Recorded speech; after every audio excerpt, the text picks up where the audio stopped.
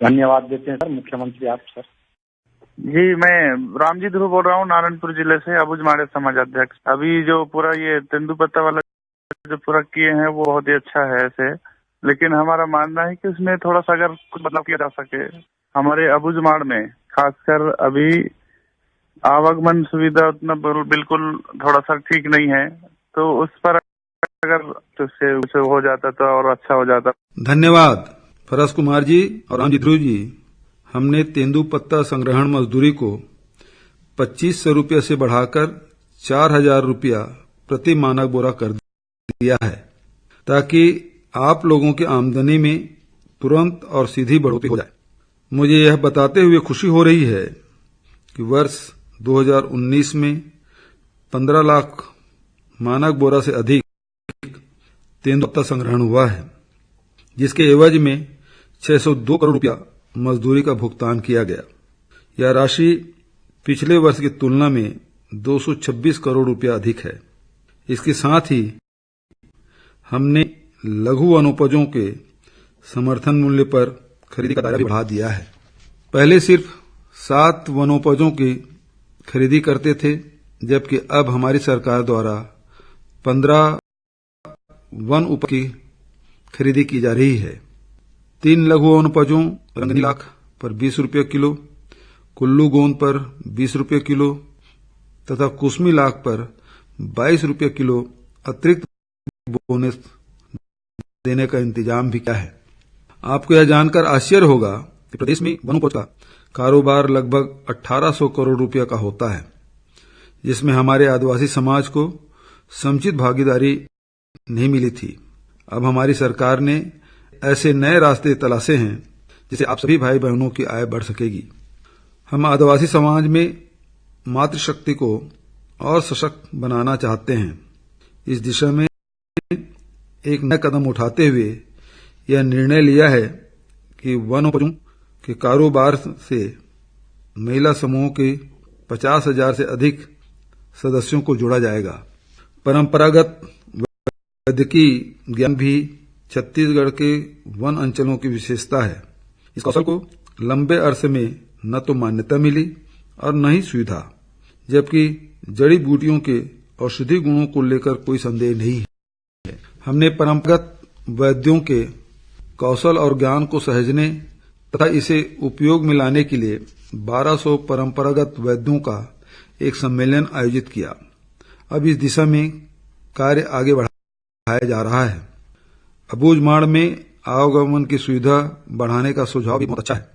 मैं बताना चाहता हूं कि अबुझमाड़ में राजस्व सर्वे ही नहीं हुआ था, जिसके कारण यहां विकास के कार्य प्रभावित हुए थे। हमारी सरकार ने पहली बार अबुझमाड़ का राजस्व सर्वे कराने का निर्णय लिया है। अब अबुझमाड़ में विकास की रोशनी पहुंचने से कोई रोक नहीं सकता। हम प्राथमिकता से यहां सड़क, बिजली, पानी, अस्पताल, शिक्षा जैसी सारी सुविधाएं पहुंचाएंगे। इस समय नारायणपुर ओरछा, नारायणपुर धौड़ाई, कन्हार गांव, बारसूर, नारायणपुर सोनपुर, कोंगे से अनेक सड़कों का निर्माण किया जा रहा है, जिसकी लंबाई लगभग 250 किलोमीटर तथा लागत लगभग 300 करोड़ रुपया है। इसके अलावा भी 1 दर्जन से अधिक सड़कों का निर्माण 150 करोड़ की लागत से किया जा रहा है, जिससे ओरछा, गुदाड़ी, कुडोली, गारपा, आकाबेड़ा, किहकाड़ आदि स्थानों पर पहुंचना आसान हो जाएगा और करीब 20 करोड़ रुपये लागत से सामुदायिक स्वास्थ्य केंद्र, कन्या छात्रावास, शाला भवन आदि का काम भी चल रहा है।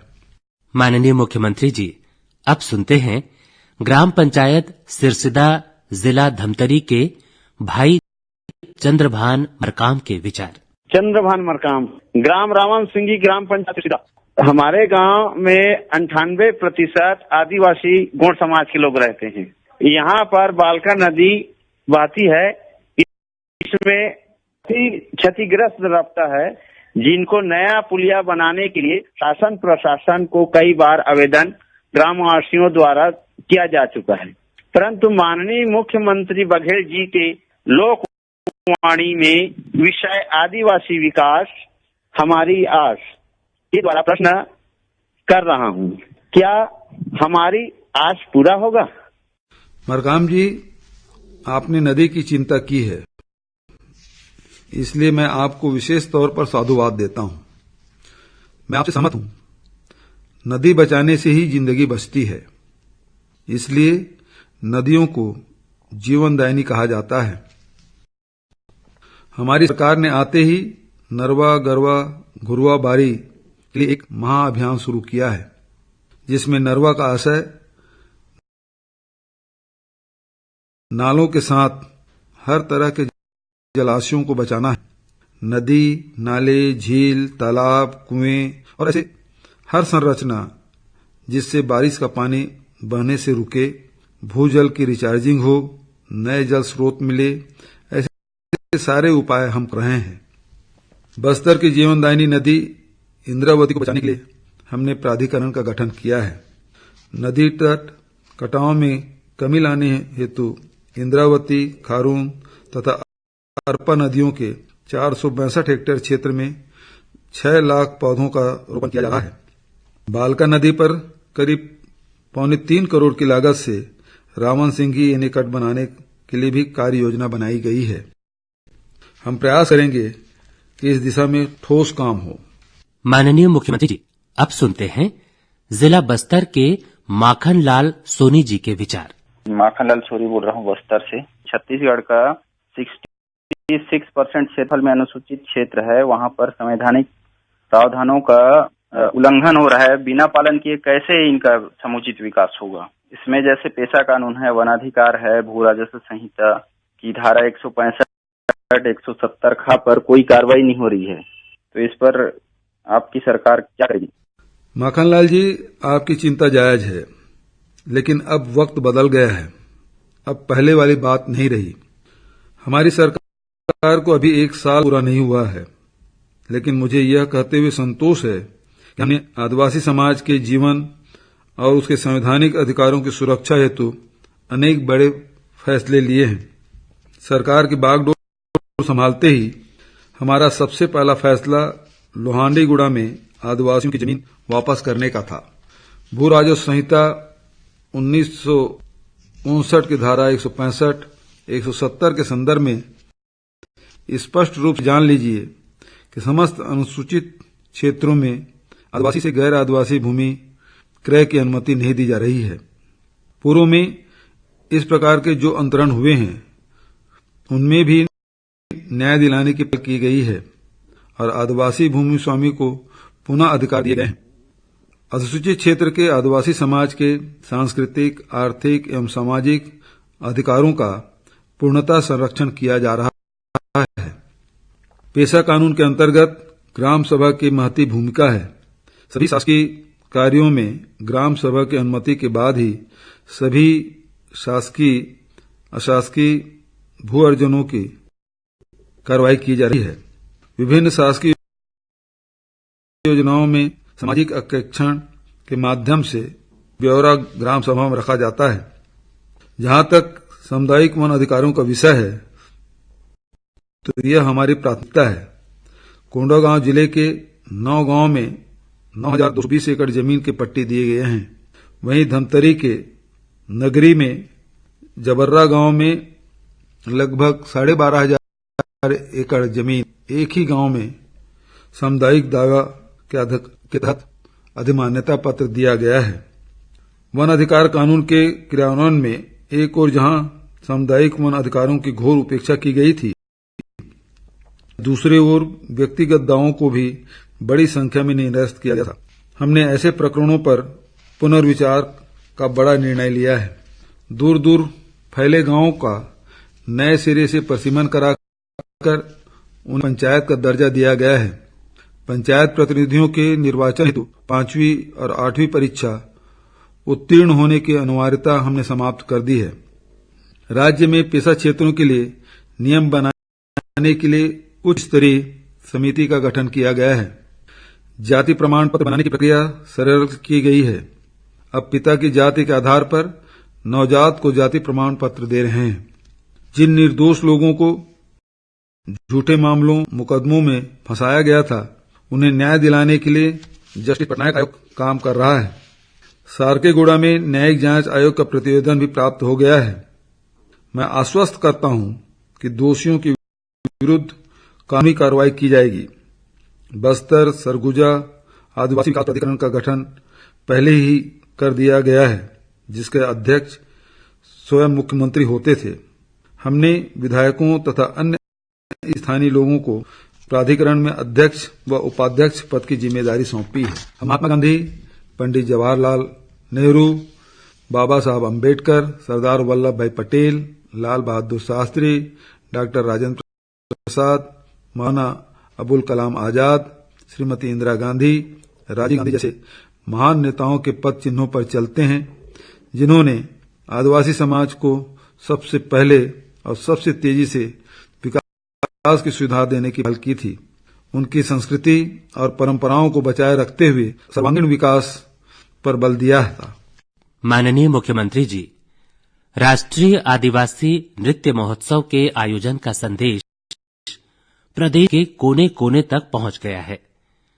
हम 2 प्रतिनिधि विचार इस कार्यक्रम में शामिल कर रहे हैं, जिसमें से एक सुदूर अबूझमाड़ से है तो दूसरा सुदूर कोरिया जिले से है। लीजिए सुनते हैं सवाल मूल प्रश्नकर्ता की ही आवाज में। मेरा नाम पपुरम पुटाई, मैं ग्राम कंदारी अबूझमाड़ जिला नारायणपुर से बोल रहा हूँ। अभी हमारे अबूझमाड़ में ओरछा में आदिवासी नृत्य महोत्सव हुआ था, उसमें हम लोग सब भाग लिए थे। ये बहुत अच्छा लगा। और हम लोग अभी एक मुख्यमंत्री ने एक लोक कला परिषद का गठन किया है, इसमें हमको आदिवासी कलाकारों को क्या फायदा मिल सकता है, ये पूछना चाहता हूँ। मनेन्द्रगढ़ कोरिया जिले से मैं प्रतीक उपाध्याय। सबसे पहले मैं आपको आदिवासी अस्मिता और संस्कृति के विकास, छत्तीसगढ़ के इतिहास, उसके वास्तविक स्वरूप प्रदान करने के लिए आपको साधुवाद देना चाहता हूँ। माननीय मंत्री जी, आदिवासी विकास में शासन की नरवा, गुरवा, घुरवा और बारी योजना मील का पत्थर उपयोगी साबित हो रही है। आदिवासी वर्ग का विकास तभी हो सकता है जब उनकी सभ्यता और संस्कृति की भी रक्षा की जाए। राष्ट्रीय आदिवासी नृत्य महोत्सव के माध्यम से आपने छत्तीसगढ़ की संस्कृति को वैश्विक पहचान देने का कार्य किया है। मैं समझता हूँ इस महोत्सव के माध्यम से छत्तीसगढ़ के समृद्ध और गौरवशाली इतिहास को उसके कई सुनहरे पन्ने खुलने जा रहे हैं। जैसे गांधी जी का ग्राम स्वराज वापस लौट रहा है और छत्तीसगढ़ की जो आदिवासी की लोक परंपरा छटपटा रही थी, उसको जीवन देने का कार्य प्रदेश में हुआ है। मैं आपको पूरे छत्तीसगढ़ के करोड़ों जनता की ओर से इस बात के लिए बधाई देना चाहता हूँ। पप्पू पोटई जी, सतीश जी और ऐसे सवाल करने वाले तमाम साथियों को साधुवाद। मेरा मानना है कि संस्कृति और परंपराएं हमारी मां के समान हैं, जो हमारा रास्ता तय कर देती है कि आगे की ओर कैसे जाना है। हमें अपने प्रदेश के साथ देश के सभी राज्यों के आदिवासी समाज पर गर्व है। आपकी प्रकृति और संस्कृति से जुड़ाव पर मुझे गर्व है। धरती के संसाधनों को, हवा, पानी, पर्यावरण को बचाने के आपके सतत योगदान पर मुझे गर्व है। हम चाहते हैं कि देश का सारा आदिवासी समाज अपने कलाकारों, कला मर्मज्ञों के माध्यम से छत्तीसगढ़ की धरती पर इकट्ठा हो। राष्ट्रीय आदिवासी नृत्य महोत्सव इसी दिशा में की गई पहल है, जिसके माध्यम से एक ओर हम आदिवासी समाज की लोक कलाओं से प्रदेश, देश और दुनिया को अवगत कराएंगे, साथ ही आपके समाज की आशाओं, आकांक्षाओं को और करीब से समझेंगे। हमारे प्रदेश के नृत्य दलों का गठन करने के लिए हमने ब्लॉक, जिला, संभाग स्तरीय प्रतियोगिताएं आयोजित की है। मुझे खुशी है इन प्रतियोगिताओं में हर स्तर पर आदिवासी समाज का बहुत उत्साह और जुड़ाव देखने को मिला है, और सबसे विशेष बात युवाओं के उल्लास और जुड़ाव की है। मुझे विश्वास है कि जिस तरह ग्रामीण स्तर पर उत्साह का सैलाब हुआ, उसी तरह राष्ट्रीय आयोजन के दौरान भी युवाओं का कौशल और उल्लास 27, 28 और 29 दिसंबर को भी दिखाई पड़ेगा। मेरी शुभकामनाएं हैं कि आप लोग खूब अच्छा प्रदर्शन करें और लोगों का दिल जीतें। जहां तक लोक कला परिषद का सवाल है, तो यह संस्था लोक कला व संस्कृति के उत्थान में अहम भूमिका अदा करेगी। यह लोक कलाकारों के अधिकार संपन्न सर्वोच्च संस्था होगी, जिसके पास अपना बजट होगा, अपनी समझ होगी, अपनी योजनाएं व कार्यक्रम होंगे। यह नौकरशाही से अलग सक्रिय कलाकारों और विशेषज्ञों द्वारा संचालित होगी। ये सरकारी नहीं बल्कि असरकारी तरीके से काम करने में सक्षम होगी। माननीय मुख्यमंत्री जी, हमारे अनेक साथी ये जानना चाहते हैं कि आपकी सरकार ने जो नई औद्योगिक नीति लागू की है, उससे अभी तक सर्वाधिक उपेक्षित, सर्वाधिक पिछड़े रहे आदिवासी अंचलों और वहां रहने वाली ग्रामीण जनता को क्या लाभ मिलेगा? हमारी नई औद्योगिक नीति गढ़बो नवा छत्तीसगढ़ की मूल भावना पर आधारित है। हमने नई औद्योगिक नीति के माध्यम से सीधे आगामी 5 सालों का लक्ष्य और कार्य योजना सामने रख दिया है कि वर्ष 2024 का छत्तीसगढ़ कैसा होगा। नई नीति में हमने प्रदेश के सभी विकास खंडों को 4 श्रेणियों में बांटा है। जो क्षेत्र या विकास खंड सबसे पिछड़े रह गए थे, उन्हें हमने 10 श्रेणी में रखा है और सबसे पिछड़े को सबसे अधिक लाभ, रियायतें, संसाधन देने का फैसला किया है। जो नए उद्योग लगेंगे, उनमें स्थानीय लोगों को अनिवार्यतः रोजगार देने का प्रावधान रखा गया है, जिसके तहत अकुशल श्रेणी में 100%, कुशल श्रेणी में कम से कम 40% और प्रशासकीय और प्रबंधकीय श्रेणी में कम से कम 40% रोजगार स्थानीय लोगों को मिलेगा। खेती, उद्यानिकी, हस्तशिल्प आदि को हमारी नई नीति में उच्च प्राथमिकता श्रेणी में रखा गया है। खाद्य और वनोपज प्रसंस्करण की अधिकाधिक इकाइयां लगे, इस पर हमारा जोर होगा। हमारा लक्ष्य है कि वर्ष 2024 तक अनुसूचित जनजाति व अनुसूचित जाति के कम से कम 300 उद्यमी उद्योग लगाएं। मुख्यमंत्री स्वरोजगार योजना के माध्यम से 3500 से अधिक नए उद्योग लगें, जो इस योजना के नाम को सार्थक करें। मुझे विश्वास है कि इन प्रयासों से आदिवासी अंचलों के विकास में तेजी आएगी, साथ ही रोजगार के अवसर भी बहुत तेजी से बढ़ेंगे। माननीय मुख्यमंत्री जी, जगदलपुर से महेश्वर नाग, नगर नार से रोहित नाग, ग्राम कस्तूरी जगदलपुर से रमेश कश्यप और गरियाबंद से गजेश्वर दीवान सहित बहुत से साथी ये जानना चाहते हैं कि एनएमडीसी के द्वारा ही नगर नार संयंत्र चलाया जाएगा या नहीं। उनकी चिंता उनके शब्दों में ही सुन लीजिए और फिर आप अपने विचार रखिएगा। सर, मैं NMDC steel plant Nagarnar Jagdalpur से बोल रहा हूँ। सर, मेरा नाम महेश्वर नाग है। हाँ sir, NMDC steel plant Nagarnar को सर केंद्र सरकार द्वारा निजीकरण, डीमर्जर करने का फैसला किया है सर, जो कि आदिवासी क्षेत्र में 5वीं अनुसूची होने के नाते अपन निजीकरण नहीं चाहते सर। जी, रोहित कुमार नाग, मैं नगरनार जगदलपुर से बोल रहा हूँ। सर, यहाँ जो नगरनार जगदलपुर में जो स्टील प्लांट बन रहा है, उसको भी केंद्र सरकार ने निजीकरण की सूची में डाल दिया, डीमर्जर कर रहा है। ये 5वीं अनुसूचित क्षेत्र है, तो यहाँ के आदिवासी लोग आवाज उठा रहे हैं कि निजीकरण नहीं होना चाहिए करके। मैं रमेश कश्यप, ग्राम कस्तूरी, पोस्ट नगरनार, जलपुर, जिला बस्तर का निवासी हूँ। केंद्र सरकार द्वारा एनएमडीसी स्टील प्लांट नगरनार का डीमर्जर तथा निजीकरण करने का फैसला लिया गया है। हम इसका विरोध करते हैं। यदि निजीकरण हुआ तो निजी हाथों में जाएगा और आदिवासियों का इस क्षेत्र में शोषण होगा। दोस्तों, एनएमडीसी और नगरनार को लेकर आपकी चिंता एकदम वाजिब और जायज है।